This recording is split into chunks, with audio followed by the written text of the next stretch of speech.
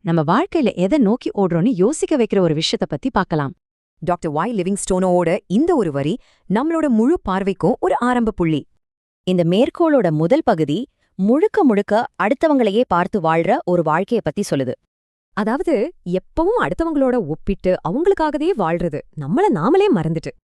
இப்படி ஒரு பாதை கடைசியில ஒரு பெரிய சோகத்துல தான் முடியும்னு இந்த வரி சொல்லுது. சொல்லப்போனா ஒரு முழு வாழ்க்கைய வாழ்ந்தும் நாம யாருன்னே தெரியாம போறதுதான் உண்மையான இழப்பு.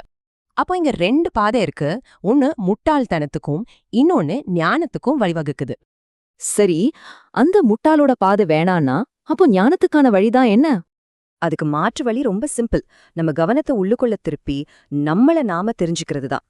அப்போ ஞானத்துக்கான முதல் படி என்ன? நம்ம கவனத்தை வெளியில இருந்து உள்ள திருப்புறது தான். கடைசியில நம்ம கவனம் எங்க இருக்கோ அதுதான் நம்மள யாருன்னு தீர்மானிக்குது. இப்போ நீங்க உங்களையே கேட்டுக்க வேண்டிய கேள்வி இதுதான். உங்க கவனம் எங்க இருக்கு?